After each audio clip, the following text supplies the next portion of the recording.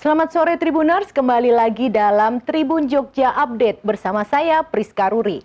Kali ini kami akan menghadirkan kembali kepada Anda berita terkini atas serangan balik Ukraina terhadap Rusia. Serangan balik Ukraina di Oblast atau daerah setingkat Provinsi Kharkiv, timur laut negara itu kembali menuai kesuksesan pada Senin 12 September 2022. Kiev melaporkan pasukannya bahkan berhasil sampai ke perbatasan Rusia di sejumlah titik.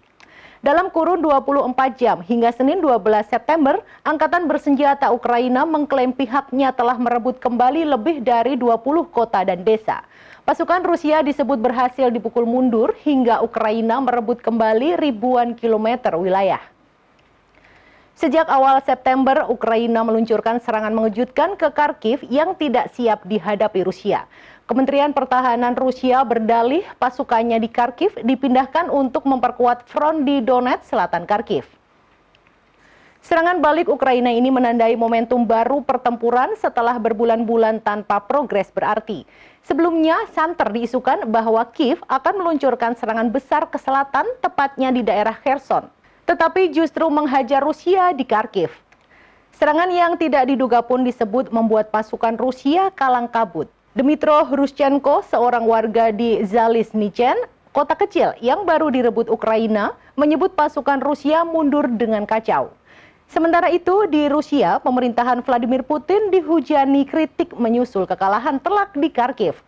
Pengamat militer dan komentator nasionalis Rusia mengecam Kremlin yang gagal memobilisasi pasukan lebih kuat untuk menghadapi Ukraina. Moskow sendiri selama ini enggan melakukan mobilisasi massal atau menyebut invasi ke Ukraina dengan istilah perang. Kremlin selalu menegaskan bahwa invasi ke Ukraina adalah operasi militer khusus.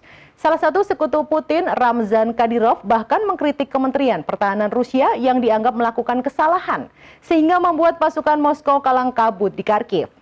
Kritikan keras pun mulai mewarnai siaran-siaran televisi milik negara Rusia. Dalam salah satu siaran gelar wicara NTV, mantan anggota parlemen Rusia Boris Nadzhedin mengkritik tajam jajaran kepemimpinan di Kremlin. Demikian berita terkini terkait serangan balik Ukraina terhadap Rusia. Saya Priska Ruri dan segenap kru yang bertugas pamit undur diri. Terima kasih, selamat sore dan sampai jumpa.